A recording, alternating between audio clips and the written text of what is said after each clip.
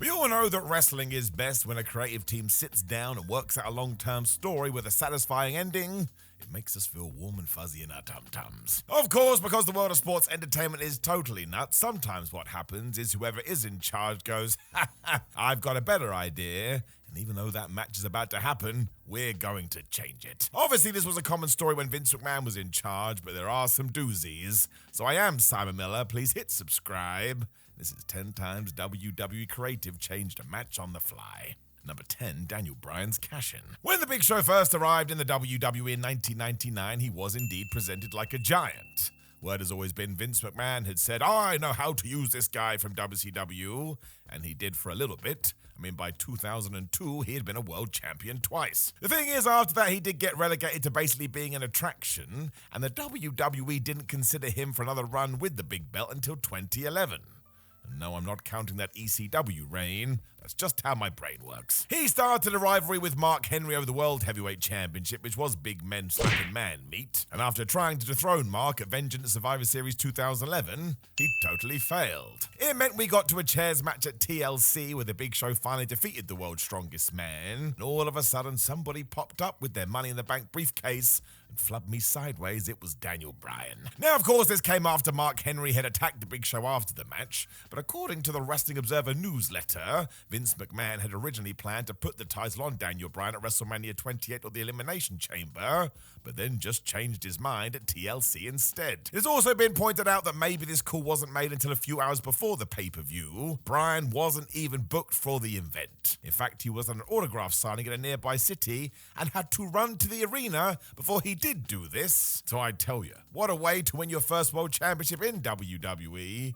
And it kind of ties into this exact video. Number 9, Shelton Benjamin winning the Intercontinental Championship. So these days, people often talk about WWE Taboo Tuesday and Cyber Sunday because it was indeed a fan-led voted event. Some people still consider these polls to be works, but if we go back to the inaugural Taboo Tuesday in 2004, well, the whole Shelton Benjamin story kind of argues the opposite. Because Shelton did indeed win a shot at this belt with 37% of the fan vote, meaning he walked to the ring to take on Chris Jericho, and flub me sideways he won, and that was his first singles title in WWE. Now, if we do go with what Shelton Benjamin said, and there's no reason not to believe him, he's a stand-up guy, he actually didn't know he was going to get the winning pinfall until he actually covered Jericho, and Christopher did not kick out. Benjamin has also talked about this in the AEW Unrestricted podcast and says that he always thought it was going to be Batista. Chris Jericho himself also mentioned this in his book, and that the whole match was basically improvised, and that even he thought Big Dave or Christian was going to be his opponents.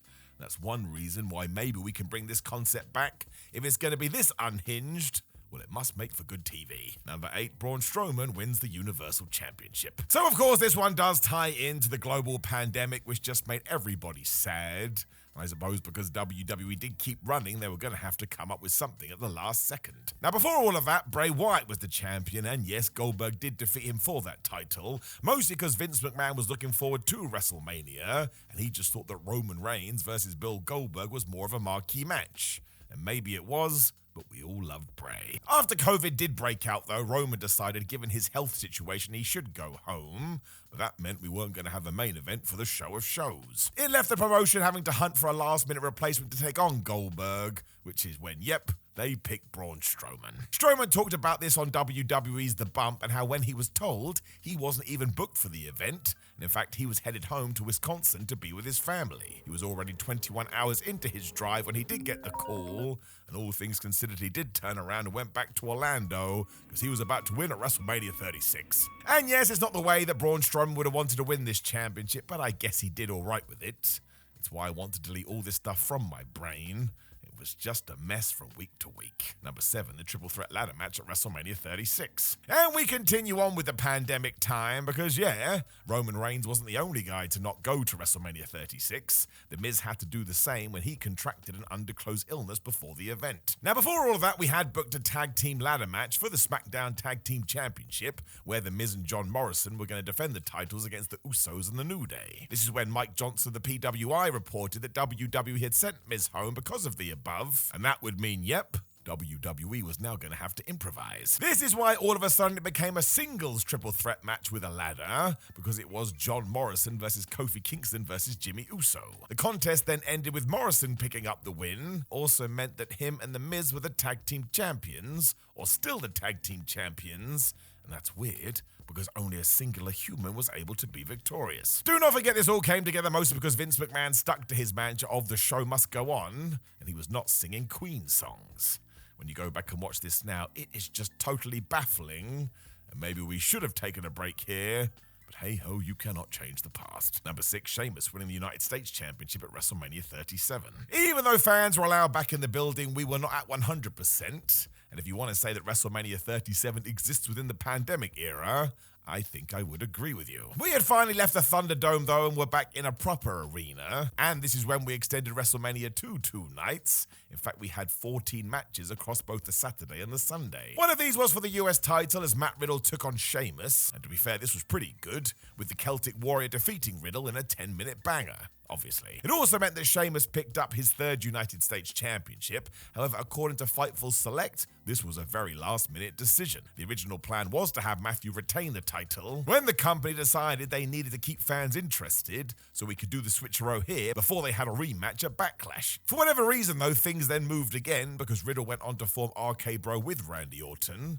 whereas Sheamus dropped the title to Damian Priest at SummerSlam 2021. So if you are going to go back and check this out, remember, it's all totally insane, and it will likely hurt your brain. And that rhymes, so it must be true. Number 5, Brock Lesnar versus Seth Rollins opening WrestleMania 35. So as we know at WrestleMania 35, Charlotte Flair, Ronda Rousey, and Becky Lynch made history when they became the first women to main event WrestleMania. There were other bouts on this show that fans were excited about, and one was absolutely the 2019 Royal Rumble winner Seth Rollins taking on Brock Lesnar for the Universal Championship. Now this is out there everywhere, so it must be true, but Vince McMahon's original plan was to have Lesnar and Rollins go on before that main event. According to WWE writer Dave Schilling, though, when Brock heard that, he was like, yeah, I'm not doing it. If anything, I'd like to go on first, and that way I can head home early. Sounds like Lesnar. Seth Rollins, to his credit, shared a different perspective while talking to Stone Cold Steve Austin on the Broken Skull sessions, because as he recalled it, Brock didn't want to do this because having both these matches back-to-back would hurt the show. You can totally understand that, but either way, Seth didn't know he was going on first until an hour before the first bell. And can you imagine that? I can tell you firsthand, it's quite hard to plan a wrestling match, but one at WrestleMania? That guy is a super pro. Number 4, Sasha Banks versus Charlotte Flair at Hell in a Cell 2016. Before the two would main event at WrestleMania 35 and 37 respectively, Charlotte Flair and Sasha Banks made history by becoming the first women to main event a WWE main roster pay-per-view and the first women to compete inside the Hell in a Cell at this event in 2016. That was quite the mouthful. They had a pretty damn good feud, and Flair eventually emerged victorious to win the title for the 3rd time in her career.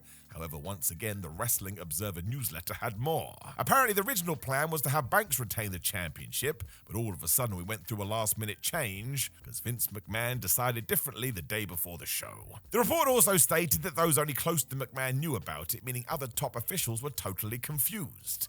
I mean, they'd already had production meetings and revealed the actual plans before we decided to head in a different direction. Ric Flair also appeared on Busted Open Radio following the event and revealed WWE also stopped them from doing 2 spots because they were worried Sasha Banks might get injured. And all we know from that is that apparently a moonsault was involved.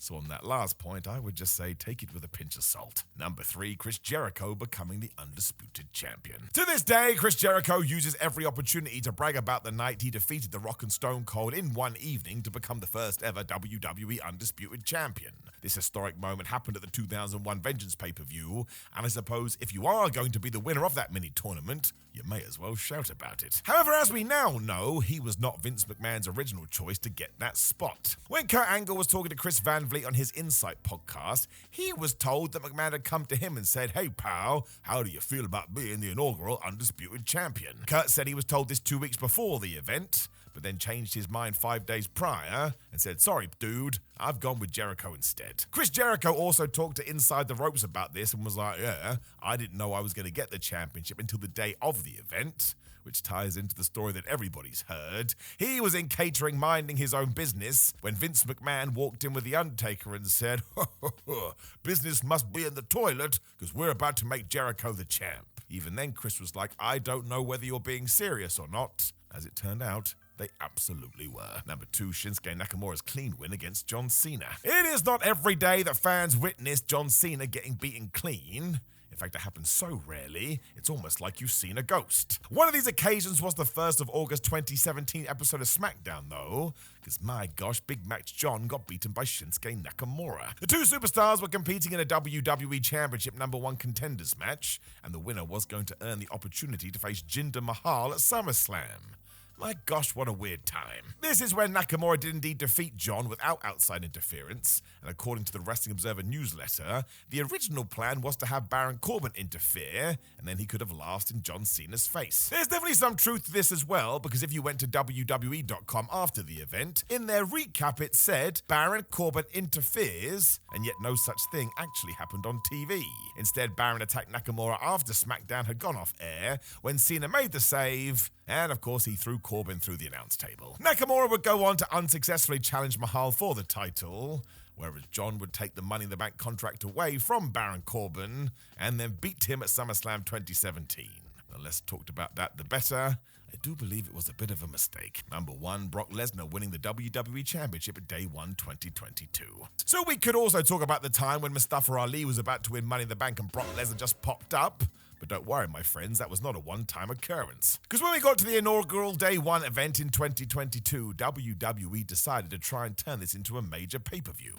That's why one of the major contests was going to be Roman Reigns versus Brock Lesnar. And then things went because Reigns had to pull out after he tested positive for COVID-19. Instead of just waiting until he was healthy, WWE decided, well, we've got to have Brock on the show. So given that we have another WWE title match, why don't we just throw him in there with Big E, Seth Rollins, Kevin Owens, and Bobby Lashley? So we did. It's absolutely fascinating too, because there are reports out there that do state if the Universal Championship match between Roman and Brock hadn't been cancelled, Seth Rollins was about to become the new WWE Champion. Instead, once again, we did the big old switch around, and because Vince McMahon loved the Beast Incarnate, he ended up pinning Big E to win his 6th WWE belt. This obviously kickstarted everything into gear, because when we got to WrestleMania 38, it was Roman versus Brock, title versus title, meaning if this hadn't have happened, Roman Reigns and Brock Lesnar probably would have just fought over one championship, whereas the other would have been free for other wrestlers. And given what we know now, that would have changed the very face of WWE. It actually scares me a little bit, because it's a sliding doors moment, my friends. But now, we will never know. Do you know of any other times WWE changed a match on the fly? And there's a ton of them, so try and be careful. But drop us a comment below before you like the video, share the video, and subscribe. Plus, you can click that video on the screen. It's good for you. Otherwise, my friends, thank you for tuning in as always. I do appreciate it. And I will talk to you the next time you click a video and hear my voice. But we are always connected in our hearts.